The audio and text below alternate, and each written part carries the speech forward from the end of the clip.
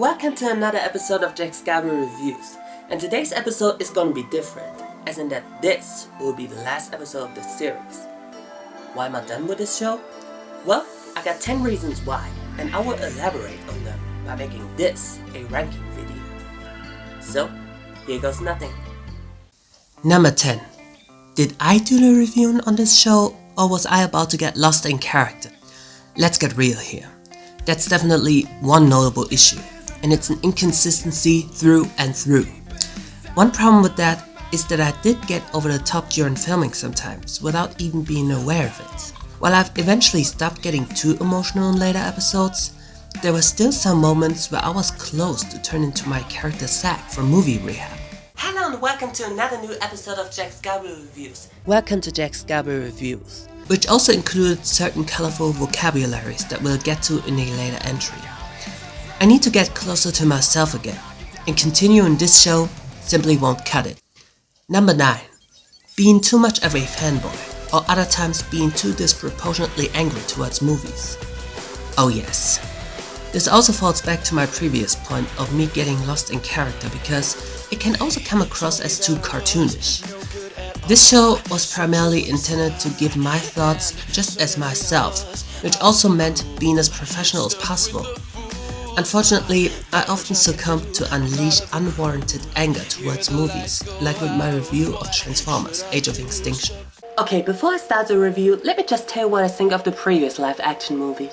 The CGI looks great as it did before, but the character design of some of the Transformers just look ugly.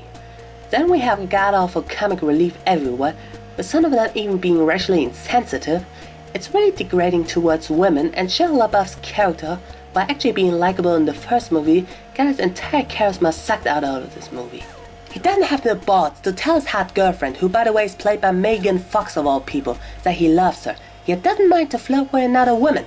Our hero, ladies and gentlemen. The story feels completely uninspired compared to the first movie, that by the way never had that much of a genius plot to begin with, but this movie is just depressing.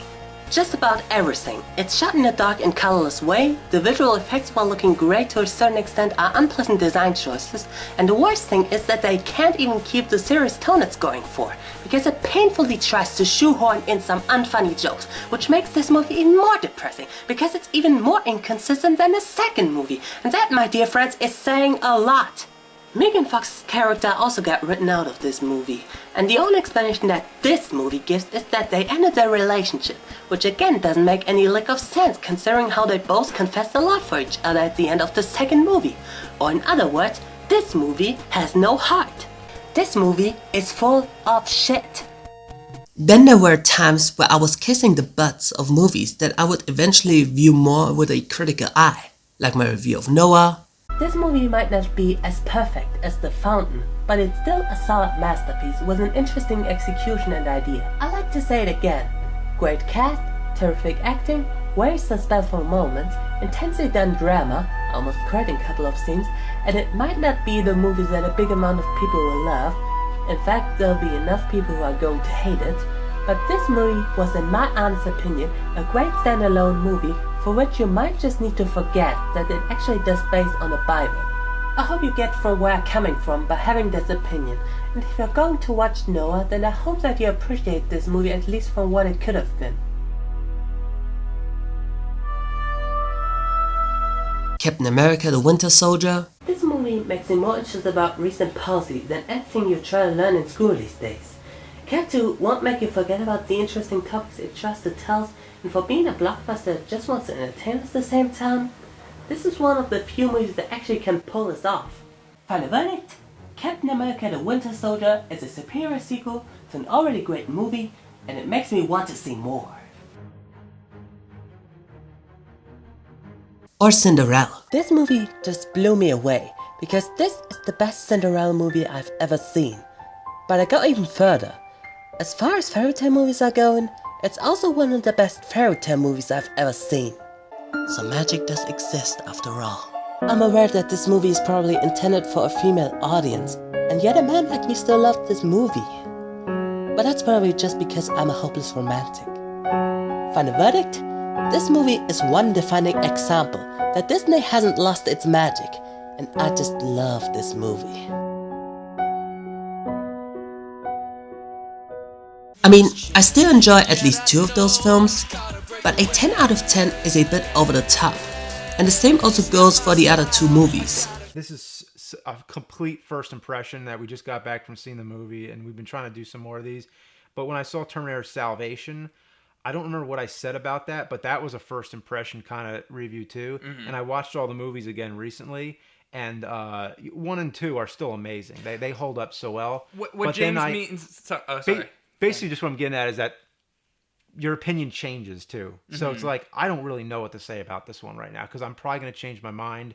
I don't know, because Terminator Salvation, I watched it again and I was like, this just isn't that awesome, you know? There were also times where I was too nice on films, like with my review of Dark Phoenix, a movie which I now consider to be one of the worst films I've ever seen. But one weakness of mine is that I can't come to a full opinion right away, and I think it's important to take some time to properly make up your own mind, because sometimes the answer isn't there right away.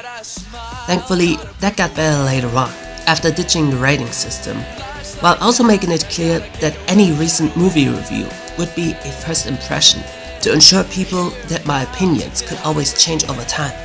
However, my older reviews will always be known for being too angry or fanboyish, and there's nothing I can do about it other than giving updated thoughts.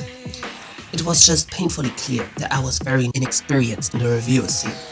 Thankfully, I got better later on. Number 8. The painfully low production quality. And we are not just talking about using 480p around an era where HD was slowly becoming the norm of picture quality. No, it's also about the poor audio quality and the occasional on-camera presence of mine, which painfully showcased the no-budget quality of my show. Some may find that block webcam-esque reviewing style charming, but I'm not the right person to make that kind of style work. Number 7. Having an infrequent use of hand-drawn thumbnails. Ever since I've watched the Nostalgia Critic episode dedicated to Drew Struzan's hand-drawn movie posters, he mentioned how boring most movie posters have become nowadays, thanks to generic photoshopping that lacks any personality to it. Through the 70s, 80s, and even a little bit of the 90s, Drew Struzan was the guy to go to for your movie poster needs. But from the mid-90s on, digital technology was reigning supreme, and the idea of paying someone to paint a picture when they could just Photoshop it together didn't seem cost-effective anymore. Because of this, movie posters have suffered big time, just posting celebrity faces together, sucking out all the epic quality. When you looked at a Struzan poster, you get the idea he was telling a story, and he wanted to share that story with you. When you look at a poster today, all you see is an ad, a marketing tool that wants you to just buy tickets. Now granted, that is what a poster is supposed to do, but it's also supposed to disguise that fact, and many posters just don't seem to do that anymore. Doug and Rob Walker unfortunately wouldn't practice what they've been preaching, because after they went on to reboot their show, they've decided to ditch the hand-drawn thumbnails done by Maribot in favor of, once again, generic Photoshop thumbnails. The idea of paying someone to paint a picture when they could just Photoshop it together didn't seem cost-effective anymore. Because of this, Nostalgia Critic posters have suffered big time, just posting celebrity faces together, sucking out all the epic quality. When you looked at a hand-painted poster, you get the idea he was telling a story, and he wanted to share that story with you. When you look at a poster today, all you see is an ad. Now granted, that is what a poster is supposed to do, but it's also supposed to disguise that fact, and many posters just don't seem to do that anymore. Seriously though, Maribot has been out of a job for a decade, so I don't understand why they couldn't just rehire him again afterwards, or at the very least ask another DeviantArt artist like Andrew Dickman, or literally any other user on DeviantArt. However, let's get back to the main topic. Because of said review, I've decided to draw the thumbnails for every Movie Rehab episode myself.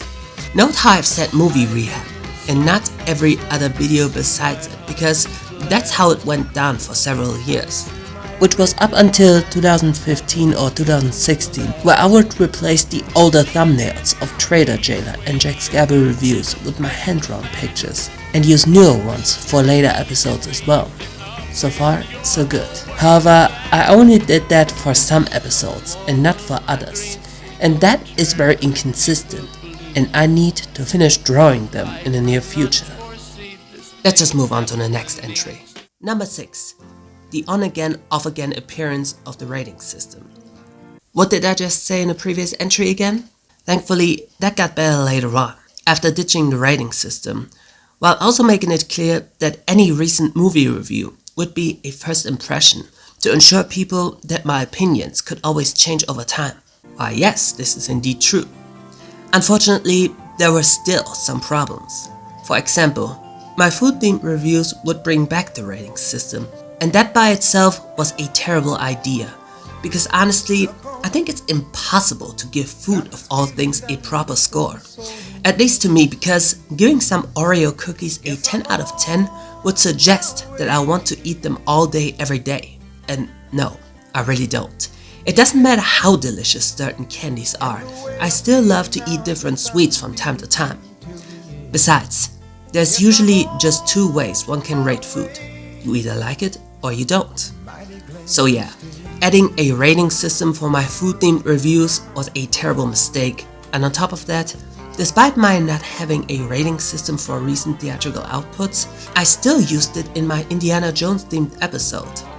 Granted, not for the yet-to-be-released Disney Indiana Jones movie, but for the original 4 movies.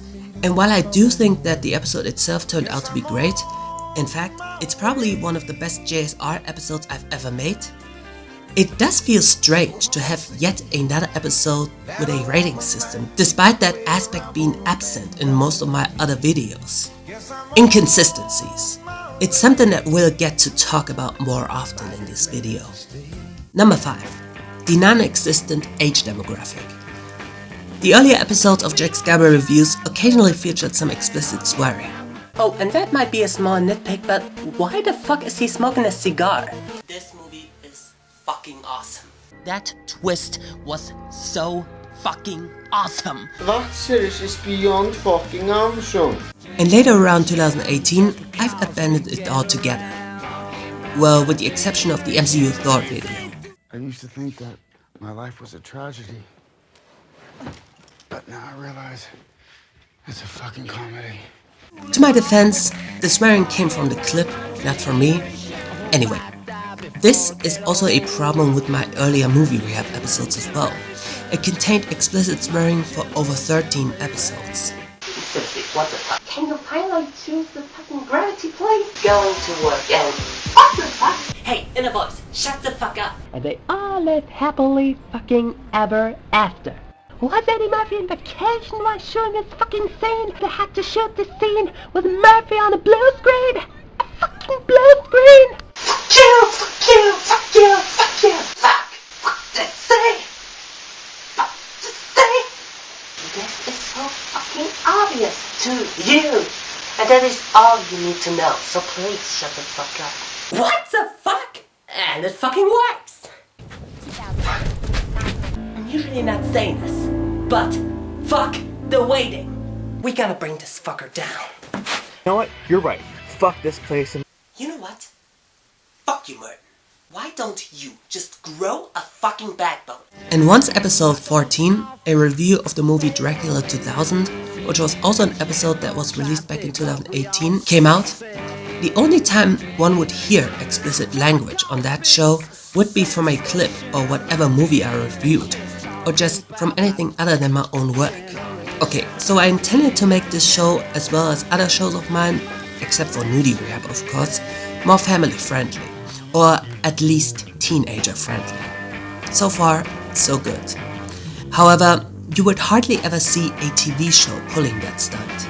The only time I've heard it working out was season 5 of Samurai Jack, which is the only adult season for an otherwise child-friendly cartoon. But even that, exceptions usually just confirm the rules.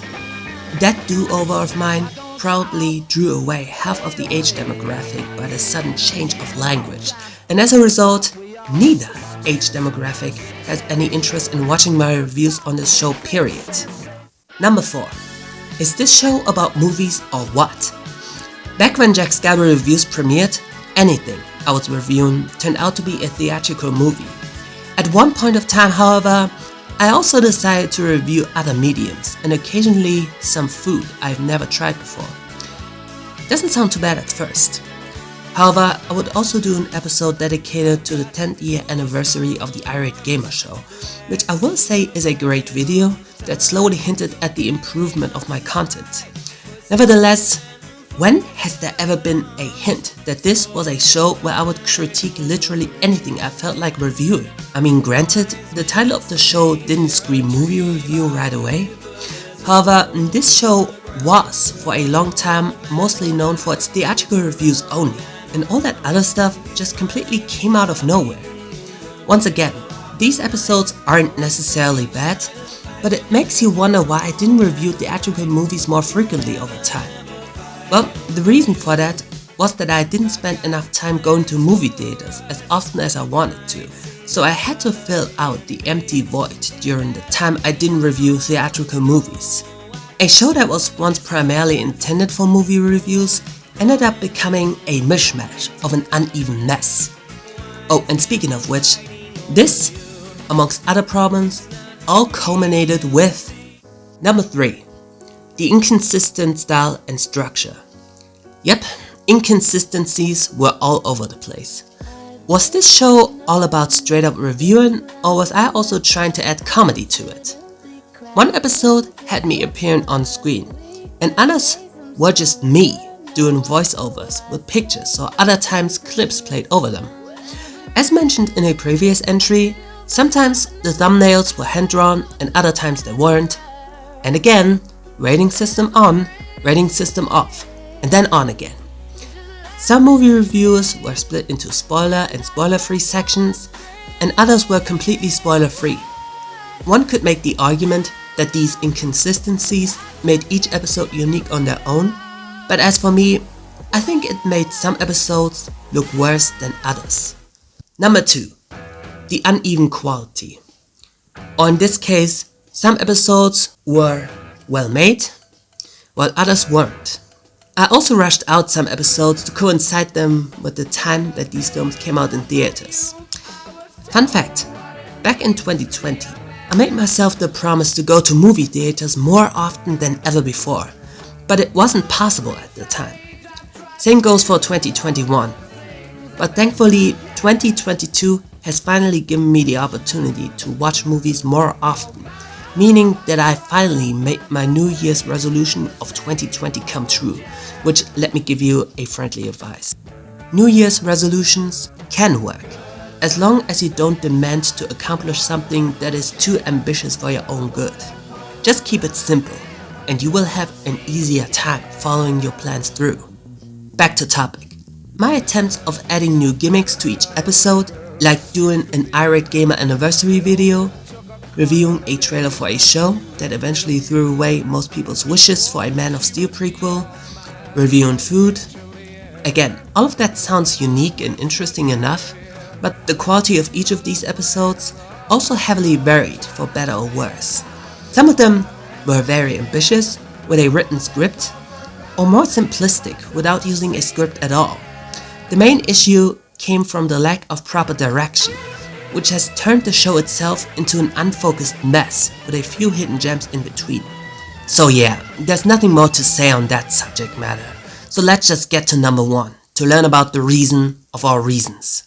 How could this top off all the other reasons I've mentioned? Well, there's only one way to find out. I hope you're in hell. Number 1. Jack Skyblue Reviews will come to an end in favor of a sequel series called Jack Skyblue Reviews, with 2 eyes to resemble both an eye and the number 2 at the same time, which itself symbolizes the fact that this show is, as a matter of fact, the successor of Jack Skyblue Reviews. How will this show be different from its predecessor? Well, I'm glad you asked, because that leads me to present you my top 10 reasons why Jack Skyblue Reviews will be better than Jack Skyblue Reviews. You want a drink? Drink this!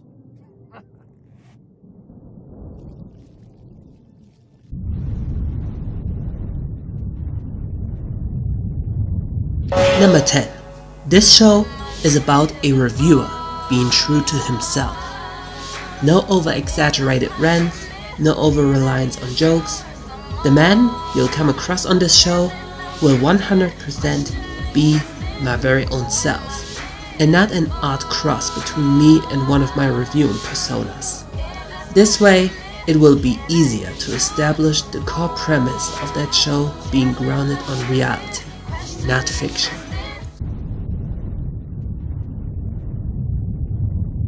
Number 9. There is more balance when it comes to expressing my opinions. Will there be moments of me being very joyous or angry over my opinions? Yes, definitely. However, I still try my best to keep my cool, to express my opinions in the most calm and civilized way possible. Once again, that doesn't mean that I won't get emotional over time, but for the most part, I'll go out of my way to downplay my emotions to add a better insight into my overall thoughts of anything I'll plan to cover.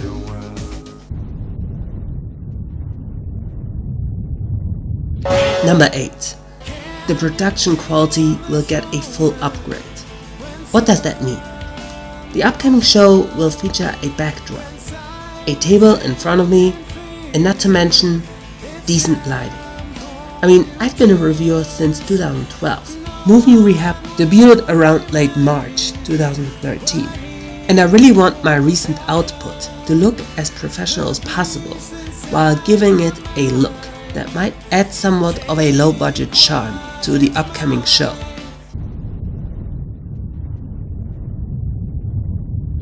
Number 7. The thumbnails will be hand-drawn and become more recognizable. And by that, I mean they will strike a closer resemblance with one another, to make people look at the thumbnail to notice right away that it's coming from this show. It must be eye-catching, and it will be eye-catching. These thumbnails will feature some of the stuff I plan to feature in each episode, like any traditional thumbnail. However, instead of relying on Photoshop edited thumbnails alone, the main thumbnail remains hand-drawn, with only the small pictures that depict the featured content being more Photoshoppy to save some time. Doug and Rob Walker wouldn't practice what they're preaching, so I'll be the bigger man.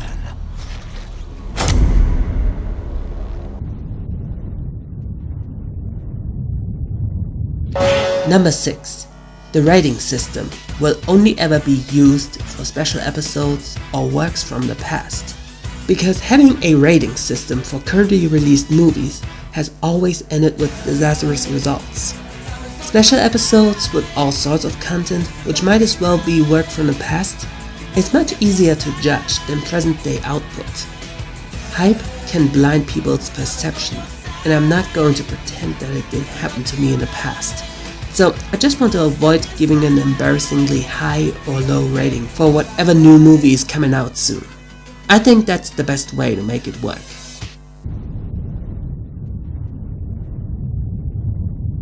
Number 5. The show will go for a hard PG/soft PG-13 crowd, because honestly, that's the way I want to present myself in this show. No out-of-place swearing, and no saccharine scenes sugarcoating either. I want this show to be accessible for everyone watching.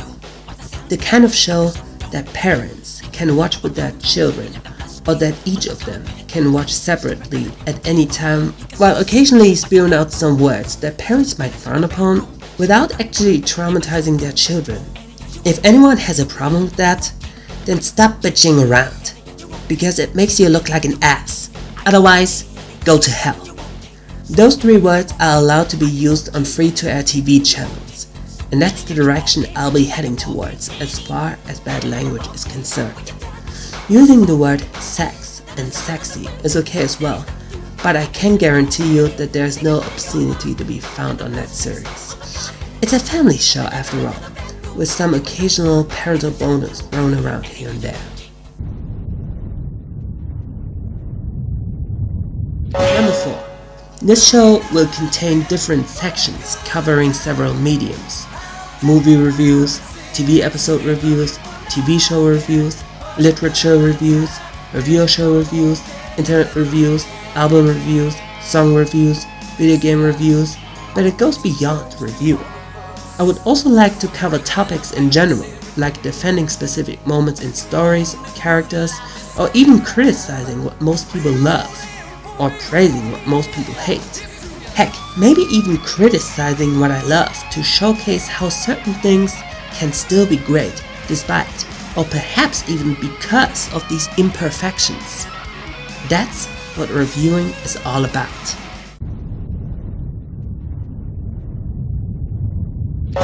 Number 3.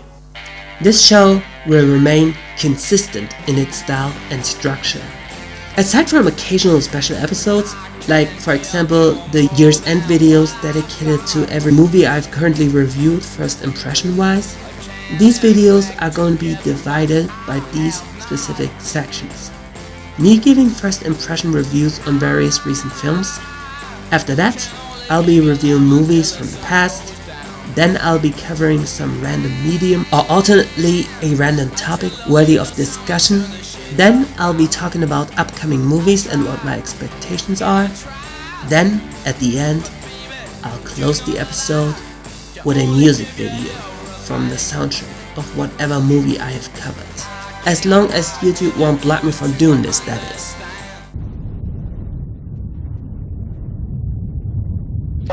Number 2. The overall quality will have a similar yet welcoming feel to it. Just like how the thumbnails will give people a dead giveaway that they are about to watch an episode of Jack Skyblue Reviews. The themes and overall style remains the same unless they are meant to be special episodes. Special episodes are something that I hopefully won't have to do too often. But I will start off the first few episodes with year's end videos dedicated to every movie I watched in the last few years, from 2020 to 2022. As said before though, I want that, as well as several other episodes, to be the exception and not the rule, in order to keep the structure of each episode as consistent as possible, so everyone will get a better idea what exactly this show is going to be all about. Some people might say that it will make the show come across as formulaic, but there is a reason why the show will have that specific style that I am going for.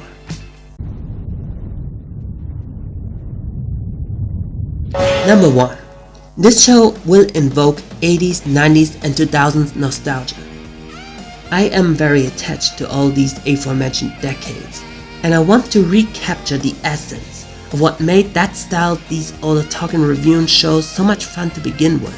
Of course, the content I'll be covering will primarily be about the present day output, but as mentioned earlier, I also want to cover works from the past as well. The intro and outro will feature a retro look and music that reminds me of the way things used to be.